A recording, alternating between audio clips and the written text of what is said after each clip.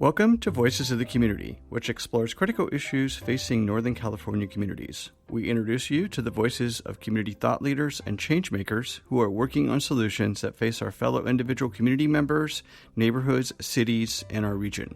This is George Koster, your host. This episode is part of our series exploring COVID-19's impact on nonprofits and small businesses in the San Francisco Bay Area. Back in April of 2020, when we decided to create this ongoing series on COVID-19's impact, first on nonprofits and then on small businesses in the San Francisco Bay Area, we, like you, had no idea how long the pandemic would go on and what the health and economic impact would be in our community. Going into 2021, the pandemic is now killing more people, shutting down more nonprofits and small businesses, along with wiping out the livelihoods of families, neighborhoods, and communities. We will continue to shine a spotlight on the nonprofits and small businesses that make up the fabric of our community, along with the founders and staff who are struggling to deal with the impact of the COVID-19 pandemic on their operations, services, and sustainability until we can all get to the other side of the pandemic. Along the way, we will also share with you all the amazing solutions that our nonprofits, small businesses, foundations, and government leaders are working on to help us all get to the other side of the pandemic and come together to rebuild our communities with more economic, social, and environmental equality. I think back to March of 2020 and the amount of fear and confusion that we all felt. It was palpable, and it actually kind of like had a texture to it. I always say that when people ran away from the fire, or away from the building, that 3rd Street ran into the fire. We ran into the building. And like Lyslynn said with BMagic, we are a stabilizing force in the community. Our community needed us there. They needed our presence. They needed, again, a stabilizing force in the middle of all of the confusion, in the middle of all of the unknown. One of the biggest unintended consequences of our year-long school closures, on-again, off-again stay-at-home orders, and ever-changing shutdowns of businesses deemed non-essential is the surging rates of depression, suicide, and drug overdose among the young people in our community. In addition, the pandemic has made housing, food, and medical services even that much harder to access for our transitional age youth, 18 to 24. In today's episode, we wanted to feature 2 nonprofits that are working together in the southeastern community of San Francisco to provide services to our youth and families as they struggle to deal with the ongoing economic, health, safety, and emotional impact of the pandemic. Our featured voices in this episode are Lyslynn Lacoste, the Executive Director of BMagic, and Sakeenah El-Amin, the Deputy Director of the 3rd Street Youth Center and Clinic. Hi, my name is Lyslynn Lacoste. I'm the Executive Director for a program called BMagic, which is a program under the Office of the Public Defender for San Francisco. Hi, my name is Sakeenah El-Amin, and I'm the Deputy Director at 3rd Street Youth Center and Clinic. Welcome to Voices of the Community, and thanks for being here, Lyslynn and Sakeenah. I would love it if you could please provide the audience a really good overview of each of your organizations. And Lyslynn, would you like to start first with BMagic? Sure. So BMagic stands for Bayview Hunters Point Mobilization for Adolescent Growth in Our Communities. And as I mentioned, it is a program under the San Francisco Office of the Public Defender. We came out of a community need back in 2004 with many organizations that work with children, youth, and families wanting to come together and collaborate and work on a collective vision. And so a Magic program was started out of that need. We are one of 2 Magic programs. We have a sister program called Magic that serves the Western Addition, Fillmore area of San Francisco as well. But we specifically serve the Bayview Hunters Point neighborhood of San Francisco, working with community-based organizations that serve children, youth, and families. We're a convener, a network, a resource, all things that help with the community needs here in Bayview. And Sakeenah?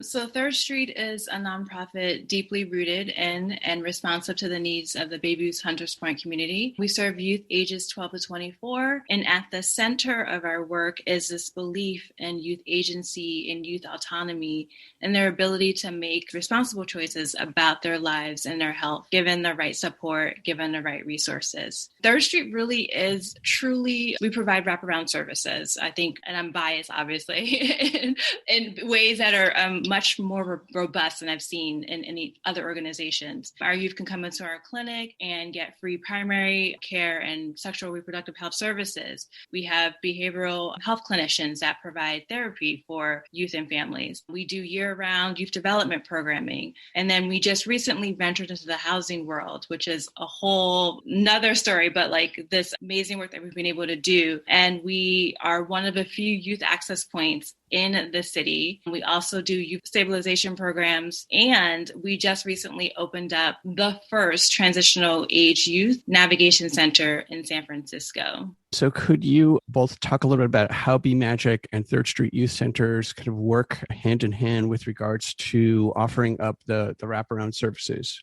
So BMagic, we're not a direct service provider. However, we are great because we have a touchstone with over 70 community-based organizations serving the Bayview.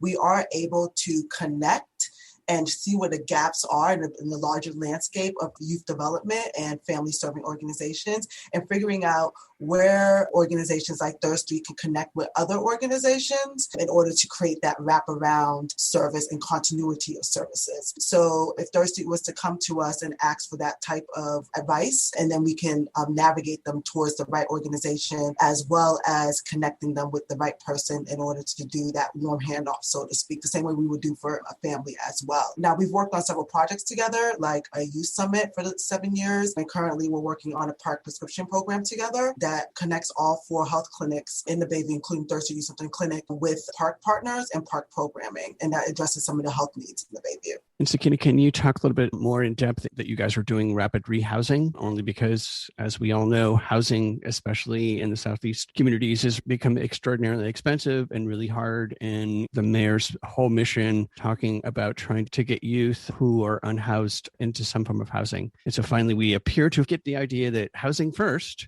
is really the way to stabilize that. So I would love it if you could just share a little bit more depth, because it sounds easy, but I know it's really complex. It is complex. And one of the things that COVID has taught us is that housing really is healthcare. And so for us, when the pandemic hit, it was extremely important for us to mobilize and to get our youth housed as quickly as possible and off of the streets. In the Bayview, our youth don't necessarily look like the typical person that's struggling with housing insecurity. And so a lot of our youth are often overlooked. But we want our youth to know that we see them, we see their struggles. And so we have a concerted effort to get them assessed and to get them housed as quickly as possible.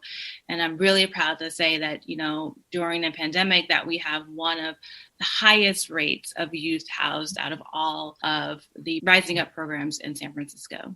You're not only providing housing, but you're also back to your youth development, the skills training component of it, academy. You've got a whole series of what appears to be everything from medical to food to arts and culture. So I think that would also be really wonderful for people to understand that it's not just, hey, it's a health clinic or we're trying to get youth off of the street into housing. But once they're in your ecosystem, you're really trying to support them in a holistic fashion. Yes, very true. And, one of the things that our families and our youth struggle with is food insecurity. Bayview is a food desert. And we've seen with the pandemic, there's been an increase in the lack of access to fresh foods. When shelter in place hit, our youth were scared to leave their houses to get food. We have a food pharmacy program at Third Street, but they were afraid of being stopped by the police. So we had to mobilize and find a way to get food to them. So we enlisted volunteers that now, go out and deliver food directly to our youth. So that's one of the things that's great about Third Street, is that we are responsive. We're able to community needs in the moment and able to pivot and make adjustments. And I have to ask, what's the word on Third? I watched a couple of episodes. That was really wonderful. Is it still going? I mean, given that we have COVID, but... We have a little pause, but can't wait to get that back up again. And share with the audience, what's the word on Third? Because I just watched some episodes, but it's part of your skills training as well. You're giving voice to youth. Yeah, so we had a sound booth where youth would go and they would be able to make beats and make, podcasts, things like that, and talk about what's happening in their community, what's happening on the street. And it's part of, the social justice programming that we do with our youth development and our youth development department. Thank you. Well, I'm going to segue to the next question for each of you. And we're going on to 10 plus months. And so much of both of your work is really personal. It's in person. It's, it's convening people. It's talking to people. It's providing them that hand up. How has COVID-19 impacted BMagic and Third Street Youth Center's programs? I'm going to start with you, Lizette. For our core programs and services, it has not affected how we, implement our programming too much because a lot of it was due electronically anyways. So that being our resource guide, that being our community calendar that we put out every week, we were able to move our convening meeting to a virtual platform, most utilizing Zoom like most folks. And so that was pretty simple. Now, what wasn't is that in the meantime, we had to cancel some of our annual engagement events like our annual Literacy's Freedom Book Fair, which we usually host for young tiny tots pre-K to first grade, but we were still able to pivot and work with our office mates and community partner tandem to provide books, about 1,000 books to those children. And then we've been housing Third Street's food program so they can actually put the food that they get weekly in bags and be able to then have the volunteers come to our site to pick them up to deliver to their young people in need. We've been able to provide some feminine hygiene products that have been really useful to young women and families. And our other big, large engagement event, which is our annual backpack giveaway. We were able to still get donations and distribute actually one of our largest numbers of backpacks and school supplies we've ever done. In the last 17 years, we gave a little over 2,600 backpacks and school supplies away to children K through 12th grade. And so we were still able to provide that service. However, it wasn't the big community building event that we usually have where we have different community-based organizations come through and provide out of school time services and sign up families before going back to the school year in person. And so we did manage to host a resource fair that was virtual to provide parents and young people opportunities for enrichment programs that were just pivoting to an online platform. Thank you, Lyslynn. And Sakeenah? For Third Street, immediately we had to move most of our services online, so remotely. And, we actually do a pretty good job at it. But it's been hard. It's been hard for our families. It's been hard for our youth, hard for our staff, because there's a loss of connection. Third Street really was a hub for youth. It was a place where they could go and feel safe and feel, connected. And it was theirs. They designed the office. They designed the art on the walls. They picked out the couches. It was kind of like a second home for them. So that's something that we've lost through COVID. On the flip side, I'd have to say that the crisis has really crystallized the importance of our work. COVID has exposed the fracture points in our society, and neighborhoods like the Bayview have suffered disproportionately from COVID. A lot of our youth, a lot of our families lost jobs, lost wages, were sent out into the front lines to do essential work without protection. And that's made our commitment stronger as we see how vulnerable our communities are and how needed these services are at this moment and beyond. So just to follow up to that, the clinic, is it just specifically focused on youth? You're not providing health services for, I'm thinking of vaccinations, right? And the distribution of vaccinations. And obviously youth are, even lower down the list than so many other people, but is the clinic working with other, and back to Lyslynn's point about the 4 clinics bringing clinics together, I'm just thinking of distribution of vaccines, for example, and vaccine education and testing, which I know is, again, miserably poor throughout the state and specifically in San Francisco and in its lower income communities. Yeah, that's a good question. Right now, the clinic is still just focused on primary care and sexual reproductive health, which is actually really important at a time like this to make sure that we are talking about our youth and sexual reproductive health and how they're able to manage that in a pandemic. I'd like to turn to my next question for both of you, and that is, and you've both been at this for a while, if each of you could talk about what you feel has been the biggest impact of BMagic and Third Street Youth Center's programs on the youth and families in the Bayview. I think for us, the biggest impact has been that we are a consistent and reliable source of just resources. And because, like I said, we have a large network, if families or young people get in touch with us and are in need of some type of service, we're quickly able to get them the services that they need and provide them a reliable contact and actually pretty much walk them to that organization and get them, the services and the resources that they need. Now, that being said, we're also, a program that's under the city and county, right? And a lot of folks forget that we're a city and county program because we do run very grassroots, very organically. We are here in the community. And so I think, the community here in Bayview really, really cherishes the fact that they don't have the same bureaucracy that they have to go through with many other city programs. And we don't ask for identification. We're not asking them to fill out a form. We're not, asking for any, financial information. We're just here to serve the community and meet their needs. And they can come to us as they are and know that they will get the services, or at least we will put them in touch with the community-based organizations that will be able to provide them that type of service. So we're trusted. And Lyslynn, just to follow up with that, since you are part and parcel of the city and county I think it's the public defender's office, as I recall, how are you able to tap into that ecosystem of services that you can bring to the ground in Bayview? A lot of it's relationship building. When I first started in this position, I spent at least a year and a half just talking to executive directors from our CBO partners, talking to frontline staff, really learning what their work is, the core of their work, the core of their missions, and really figuring out, what the ecosystem looked like in the Bayview and the services, just overall, and really shoring up those relationships. Even with, staffing transitions, I always make sure I meet one-on-one with any new leadership coming into organizations. And we do a lot of community building work as well. And, the whole effort is to keep young people out of the juvenile justice system so that my office doesn't have to see them later on in the criminal justice system. So that's the premise of our work. So, the foundation is just building relationships, making sure that we're aligning all the service providers and leadership here in the Bayview on the same page with, like I said, a collective vision. And that buy-in sometimes is hard, especially when there's changeover and new leadership. But because we meet people where they are, it's easy for them to come into whatever we're working on and be able to provide their niche on, whatever that project is without us asking for too much. We try to make it as simple as possible, knowing that everybody is stretched at this time and even previously. Thank you, Lyslynn. That was a really great overview. Sakeenah, how has Third Street Youth Center program impacted the Bayview? I think back to March of 2020 and the amount of fear and confusion that we all felt. It was palpable, and it actually kind of had a texture to it. I always say that when people ran away from the fire, or away from the building, that Third Street ran into the fire. We ran into the building. And like Lyslynn said, with BMagic, we are a stabilizing force in the community. Our community needed us there. They needed our presence. They needed, again, a stabilizing force in the middle of all of the confusion, in the middle of all of the unknown. Could you each share a favorite moment or story of working either collectively or a specific program or a family or a person that you feel exemplifies your impact?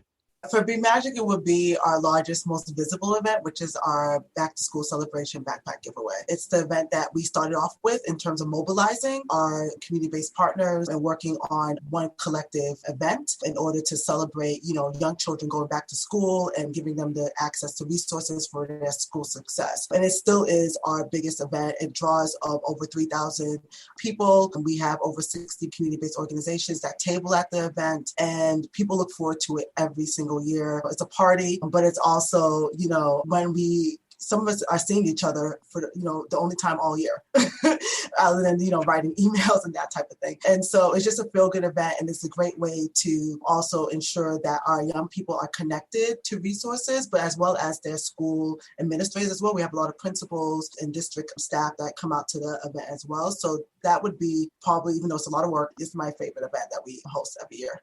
And just for clarity for folks who are listening to this, when you say school backpack, what does school backpack include? So we have two separate backpacks. We have backpacks for K through 5th grade, and then middle school and high school backpacks. And they each have separate types of school supplies because of the age group and what's needed. And so they're tailored for those age groups. And we give out anywhere between 2,500 to 3,000 backpacks annually with school supplies for those age groups. Thank you. And Sakeenah, favorite story, favorite moment? Yeah, so many stories, so many moments, but one that always stays with me is this, story of one of our youth. She was pregnant and living in her car. And we met her, it was in April of 2020, and her case manager worked really hard to get her housed before the baby came. A week after she found housing, her own place, the baby was born, and she was able to bring her newborn home. And the fact that she was able to have a safe place, a home, not just a temporary shelter, but a home to bring that baby into to start its life. That, to me, is the essence of what we do, providing stability, providing homes, showing our youth that they have value. Thank you. Once again, housing first, right? Absolutely, it's just always. So important. So, listen, I'm going to turn to you and ask, and then come back, asking it's the same question. So people that are listening to the show, watching the show, how can they support BMagic? I know you're obviously part of the city and county, but let's go back to the backpack program, for example. So if someone who's listening to the show says, great, I want to participate in the backpack program or any of your programs, how can they do that? Well, I'm hoping that we can go back to in-person sooner than later, and it's looking like the case as we're ramping up the vaccines distribution. With that being said, the cost for the backpacks and school supplies is our biggest cost for the year, and so we're always looking for donations, big and small, for those backpacks. Everything adds up. And then volunteers. We are only a staff of 3. We're a small but mighty staff. However, we count on our volunteers throughout the year, especially for this event where we need up to 150 to 200 volunteers to help us out. And so those are the best ways to get involved with us, either donating, we have a fiscal sponsor, Urban Services YMC, or volunteering with us. And then the timing, assuming we can all go back to school, is that the August time period? It's usually the weekend before school starts. So usually it's second or third weekend in August. Unless they decide to change everything around and keep going. We'll see. I'm still waiting for the school district to put out the final schedule. So it seems like everyone is. Lots of things going on in the school district and the city and all the rest of it. Sakeenah, how can folks who are listening or watching participate in 3rd Street Youth Center? And are there opportunities to volunteer or mentor? I know at this point everyone is masked and 6 feet away. Yeah, so we're always looking for volunteers for our food pharmacy program. It's called 3rd Street Eats. Again, I gave you the story of why we are delivering food at this time, and it's robust and it's grown, and we would love to have more people come and to help and to actually get a chance to meet some of our youth. And then our website just went live, our new website. It's beautiful. So people can come and donate directly on the website for our programming. Thank you. And then turning to our final question for each of you today, going back to you, Lyslynn, of all of the 10 plus months of pandemic, economic meltdown, strife, death, etc., what do you feel are some of the good things that could come out of the situation? It could be beneficial to all of the work that BMagic does, to the community, I think within Bayview, obviously, and then the larger San Francisco community. One thing I would say is Bayview's always been a resilient community, and it has shown that time and time again, and it has shown that during these last 10 months of the pandemic. When things are going on either externally or internally and folks are feeling knocked down, this community rises up. Residents rise up, the community-based organizations rise up, the city services, that service community, everybody rises up to make sure this community is taken care of. And I think that resiliency was definitely shown throughout these last 10 months and will continue. One thing that also has been very prominent throughout this 10 months is just the ability for everyone to come together and really work together and making sure that the most vulnerable, their needs are met first. People took a step back and assessed what was going on, but then made sure that, families who were already experiencing homelessness, families who were already on the brink of experiencing homelessness, making sure that we got to those families and those young people first before we can serve others. And, that was one great thing that happened, throughout these last 10 months, and really uplifting those voices as well, and really hearing what was needed and not just giving what we thought might be, needed and wanted, but really listening to those families and figuring out what do they need at this time to really help them get through the pandemic. So I'm hoping that we come out of this doing a lot more listening as well. We're really meeting those needs. Thank you. And Sakeenah, what are some of the good things coming out of what appears to be lots of darkness? I think that, the pandemic has unleashed a certain amount of creativity for organizations like Third Street. We've had to pivot so quickly that we've had to think out of a box. So I hope that we continue to stay in that spirit of really, shaking loose some of the rigid structures, the way we thought we should be, the things that we thought we should do, and know that there are many different ways that we can meet the needs of our community, and to start thinking about those ways. And like Lyslynn said, listening to our community. And I feel like we're all moving into a new paradigm. And so I want organizations like Third Street to continue to move in creativity into that new way of thinking, that new way of being, that new paradigm. On the good things coming out, is there anything that people in our community could do more of or better of besides funding, which everyone needs more of course? It's hard because in this virtual climate, you can't do things in person. So I think a lot of the things that we would think of would be, in-person type of opportunities and really coming out, whether that's, like Sakeenah said, the one-to-one mentorship, even guiding a young person through a job opportunity, but that actually being there at the computer and working through a resume and that type of thing. It's harder, those type of opportunities are harder when we're just on a virtual platform, when folks are also experiencing, Zoom fatigue. All that is really real. So that's been challenging to continue to keep young people engaged virtually. So if anybody has any creative ideas and best practices that have come about with keeping young people engaged virtually, we'll welcome folks sharing those type of ideas and what's working for them. And for Third Street, we're always looking for people to share about their experiences in life in their professions for our youth. We want them to feel connected to the members in Bayview. So if anyone wants to come to one of our virtual classes and to share about what's happening in their lives and where they've been and what they've seen, we absolutely welcome that. Thank you. Great stuff.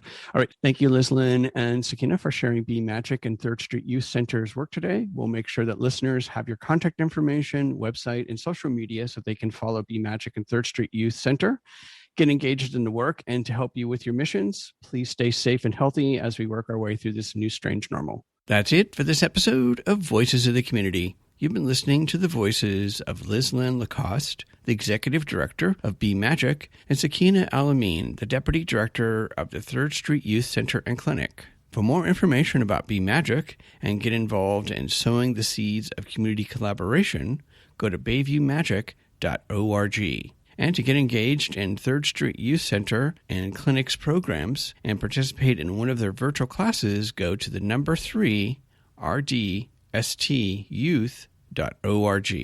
As we reported in our past interviews, the pandemic and collapse of our economy and loss of jobs are having a devastating impact on our youth as well as essential workers and their families. We hope that you'll consider diving into our past episodes to listen and support the great organizations in our community that are providing a safety net for our vulnerable fellow community members. To find out more about other wonderful organizations working with our youth and families, please listen to our interview with Doug in episode 19 from Huckleberry Youth Programs and our interview with Charles and Demarie in episode 29 from At the Crossroads. And to hear more about how the San Francisco Marin Food Bank is helping with food insecurity, check out our conversation with Katie McKnight in episode 2. Tune in to next week's show where we will be featuring the voices from Intermusic SF and the Women's Audio Mission.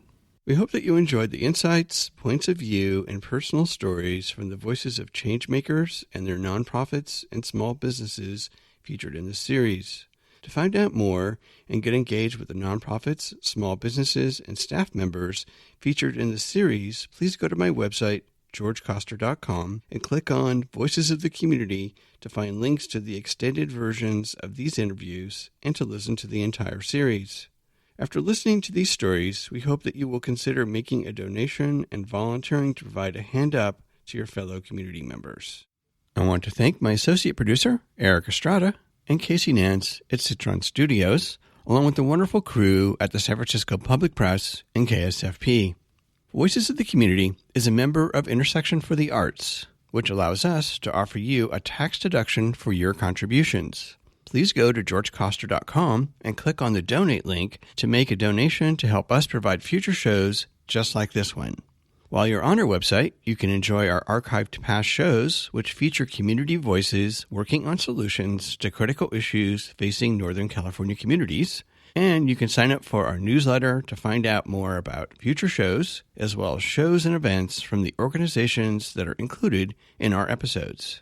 Take us along on your next COVID walk by subscribing to Voices of the Community on Apple Podcast, Spotify, and Google Podcast, or wherever you get your podcast. You can follow us on Twitter at George Coster, and we'd love to hear from you with feedback and show ideas, so send us an email to george@georgecoster.com. I'm George Coster in San Francisco, and thank you for listening.